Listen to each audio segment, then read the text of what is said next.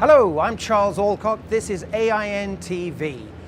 On the eve of the 2009 NBAA show, engines and avionics manufacturer Honeywell has released the latest version of its annual market forecast. Now, given everything that the industry has been through these past 12 months, the business aviation community has been waiting with bated breath to find out what the future has in store for it. Coming up in just 30 seconds, we're going to give you all the bottom line projections from this important forecast, and we're going to be talking to Honeywell's Rob Wilson. He's president of their business and general aviation division. Only one long-range business jet can fly you non-stop from Los Angeles to the heart of London. London City Airport. Minutes, not hours, from the financial hub of Europe. The incredible Falcon 7X.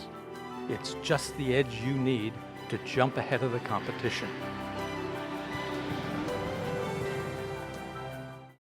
Welcome back to AIN TV. The good news from Honeywell's latest market forecast is that the industry will recover in the longer term.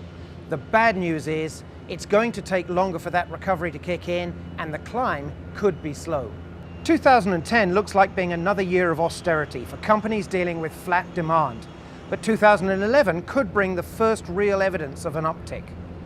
Production rates for business aircraft during 2009 looked like being 30% down on last year's record volumes at between 750 and 800 jets. And in 2010, this total is set to dip again to below 700 new aircraft. Demand levels are still rising faster outside North America. Purchase expectations in Europe are at an all-time high of 59%. And in the Middle East, Asia, and Africa, the number of people saying they intend to buy aircraft has actually climbed by 10 points since Honeywell's 2008 forecast to 55%.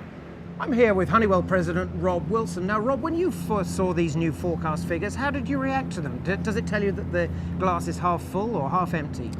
I'll tell you, Charles, I think we were pretty excited about the results. We saw the purchase expectation, which is a key part of the survey, where we ask the installed base, or a large percentage of the installed base, do you plan on buying aircraft, new aircraft, or replacing aircraft in the next 5 years? And that positive survey was up to 40% from 25% just last year. So a significant rise in what we call purchase expectation, which is a key part of the survey. So I see that as a good indicator. Mm-hmm. Good. Well, but in the shorter term, nonetheless, it does seem that actual delivery volumes will be down for a year or two.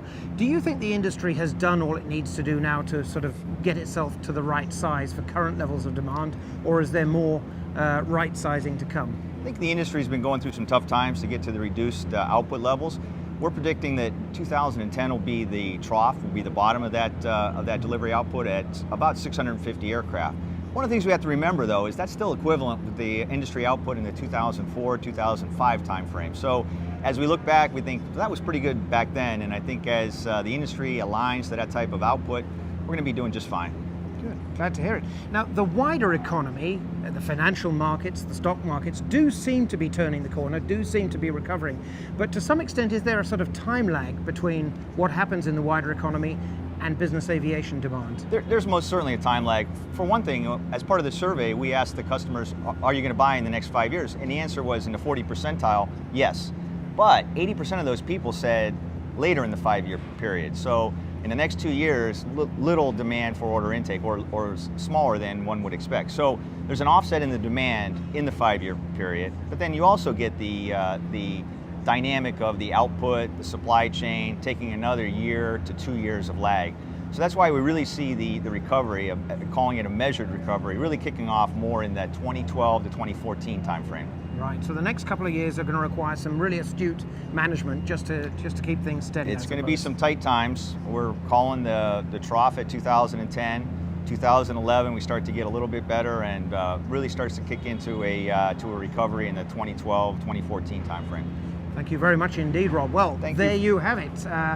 In the long term, this is still a great business to be in, but in the shorter term, the pickings could still be somewhat thin. For AIN TV, I'm Charles Alcock.